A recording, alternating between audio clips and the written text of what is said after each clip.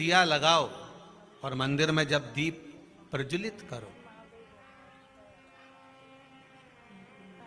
उस समय पर जब मंदिर में दीप लगाएं और मंदिर में जब दिया प्रज्वलित करें, अगर गोल बाती है तो वो तो दिए के बीच में ही होगी, फूल बाती है तो वो दिए के बीच में होगी। और मान लो अगर लंबी बाती लेकर गए हो, लंबी बाती को लेकर पहुंचे हो, तो अगर दीप लगा रहे हो, कामना रखकर लगा रहे हो कि मेरी ये कामना है, तो वो दीप का बाती का मुख अपनी ओर रखना, पर कोई कामना नहीं। हम भगवान को केवल इसलिए रिझा रहे हैं कि मेरा भोलेनाथ मेरा भंडार भरे और मेरे घर में सुख समृद्धि दे। तो दीप की बाती का मुख भगवान की ओर होना चाहिए कि हमने तेरे भरोसे पर छोड़ दिया। अब हम किसी से नहीं पूछेंगे कि हमें क्या करना है, ये दीप की जो बाती का मुख है वो आपकी ओर है। अर्थात मेरा जो जीवन है, मेरा जो संपूर्ण परिवार है, मेरा जो कुटुंब है, मेरा जो कबीला है, मैं जिस घर में निवास करती हूँ, मैं जिस घर में रहता हूँ, उस घर का संपूर्ण कारभार सब तुम्हारे भरोसे पर है। तो बाती का मुख कहाँ हो गया? भगवान की ओर हो गया। बाती का मुख फिर भगवान की ओर। पर ज्यादातर लोग दिया जो लगाते हैं ना, वो अपनी ओर बाती करके ही लगाते हैं। मतलब इनकी कामना चलती ही रहती है 24 घंटे।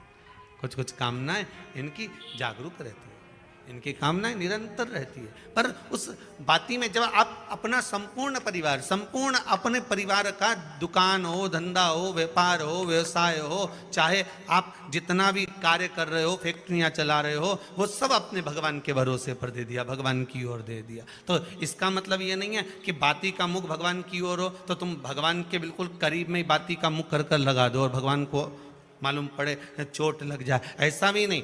जब भी दिया लगता है, आप बहुत ध्यान देना महाराज, अगर भगवान जिस स्थान पर बैठे हुए हैं, अगर दिया हमको रखना है, भगवान जहाँ विराजमान है, दीप जब भी रखा जाता है भगवान के सामने, तो अपन जहाँ विराजमान है उससे भगवान और अपने बीच में कम से कम 2 बीता की दूरी तो होना ही चाहिए, जिससे भगवान को भी चोट ना लगे, भगवान को भी घात ना लगे।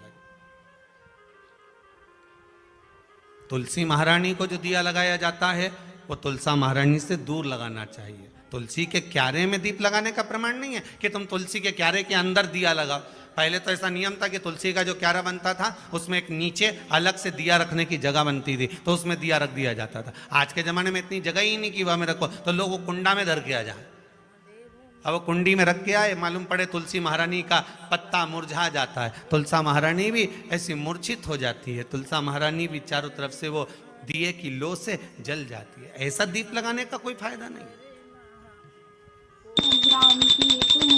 ऐसे दीप की कोई महत्वता नहीं। किसी को कष्ट देकर, किसी को परेशान कर कर, देवता हो चाहे आप हो, आप किसी को कष्ट देकर, किसी को परेशान कर कर अगर भजन कर रहे हो तो उसका कोई सुख नहीं है हमारा, उसका कोई आनंद नहीं है। किसी को भी कष्ट देकर अगर आपने भजन भी किया, यज्ञ भी करा, दान भी करा, पुण्य भी करा, सत्कर्म भी करा, भजन भी करा, उसका कोई तत्व नहीं। शाम को 4 बजे से लेकर 7 बजे के बीच में शंकर और पार्वती के भ्रमण का समय रहता है। मेरे देवाधिदेव महादेव और माता पार्वती के भ्रमण का समय, भगवान शंकर पार्वती घूमने को निकले।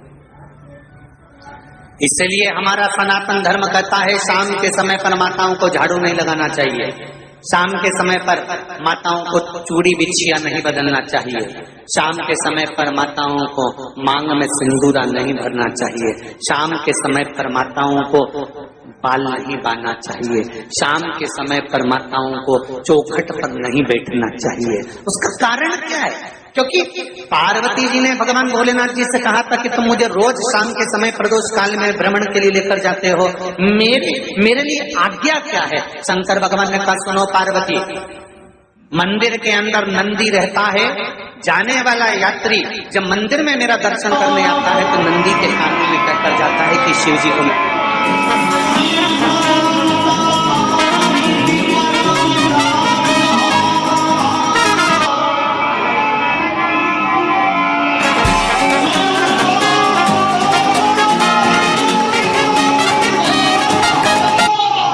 मेरे यहाँ लेकर आना।